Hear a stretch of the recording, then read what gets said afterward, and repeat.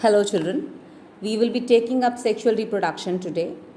Okay, now in asexual reproduction that you have gone earlier through, you came to know that only one body is sufficient to produce a new progeny, and the progeny was almost a look-alike and photocopy of the previous member or the parental form, and you called it as a clone, isn't it? We did use the term clone while we were doing tissue culture.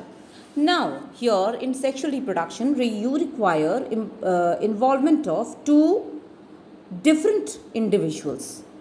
Okay, so there will be fusion of two gametes to form a single cell or zygote that will be defining the sexual reproduction process. Now you can see a single N and two N there. That means that here the gametes are haploid and the zygote is diploid. Now here two individuals are involved, male and female. Two males or two females cannot produce a progeny because the two males will produce similar kind of sex cells or similar kind of gametes, and those gametes, since they are chemically morphologically similar, they are incompatible. So in biology it goes like you have to follow it as a rule that two similar, chemically similar gametes or spores cannot fuse together. They will only be compatible when they are having some inherent and internal difference that will allow the fusion to take place. Now, formation of gametes involve meiosis to reduce the chromosomal number to half. We will discuss that and see it quickly later.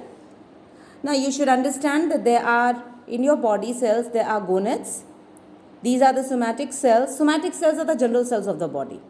Okay, now out of them, the ones that form the gonads, gonads are your reproductive cells. That is the cells of your reproductive system. That is the cell of your ovary and testis. So basically your ovary and testis become gonads. They are part of your body, but they are also part of reproductive system, reproductive organ system. And that is why they are said to be gonads. So out of ovary and testis, which are acting as gonads here, which are diploid. Diploid because they have two sets of chromosome. They will undergo meiosis and the gametes will be formed, which will be haploid in nature. So here you can see 2n has reduced to n. That is, the number of chromosome has become half because of the meiosis that is happening. Now fusion of these two gametes will be forming a zygote which is back to diploid. So then you will have a diploid zygote. The zygote will undergo multiple divisions, and those divisions will lead to the formation of a whole new body of the progeny, which will be diploid. Okay, because we all understand that we all are diploid by nature, that is, we all carry two sets of chromosomes. Now you must also understand that where the sexes are separate, it is known as unisexual. So basically human beings and other higher organisms, other higher vertebrates are unisexual. The males and females are different from each other. Now where both the sexes are found in the same organism, at times you call them as hermaphrodite. So hermaphrodite are found in lower animals, much lower animals, whereas basically when the evolution has taken place and more complexity has been introduced, unisexuality has taken its front seat. So you have unisexual members. Most plants are bisexual. Interestingly, it is opposite in plants. So in plants, most of them are hermaphrodite. That is, you will find stamen and pistil in the same flower. That is hermaphrodite. That is both these sexes together. But in few of them, you will see that either only male flower or only female flower is produced, or maybe a plant bears only male flower, that is the male plant, and another one is bearing female flower, that is known as female plant. You can have the example of papaya, cucurbita, date palm, so many of them. Okay, now sex organs, as I've already told you, that sex organs are known as gonads and they produce male and female gametes by meiosis.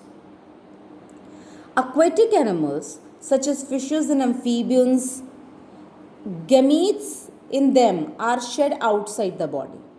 So basically fishes and amphibians form their eggs and release their egg outside the body. So fertilization takes place in water and thus fertilization is external. It is external because it is not taking place inside the body, rather it is taking place outside the body. So it is in water and thus it is external. Now as evolution has taken place, we have got higher vertebrate members like reptiles, birds and mammals. There the fertilization has become internal. So the fertilization, that is fusion of male and female gametes, will be happening inside the female body only. Male body will never show fertilization. So the male and female gametes will be fusing inside the female body. So that means female have their own eggs, fine, egg is already there in their body. The male gamete, that is the sperm, has to travel from male body and to be inserted into female body where fertilization will occur. So somehow male gamete, with the help of certain organs which are known as copulatory organs, COPULATORY, copulatory organ, the male gamete is made to be inserted inside the female gamete, inside the female body where female gamete is there. So male gamete will travel to the female gamete, and once it finds it, it will fuse if the compatibility level is good. Then male and female gametes will be fusing together and they will be making the zygote or the embryo. And as I've told you, that there are certain organs that facilitate or help in the in passing these male gametes into the female body. They are known as copulatory organs, and the entire process of deposition is brought about by copulation.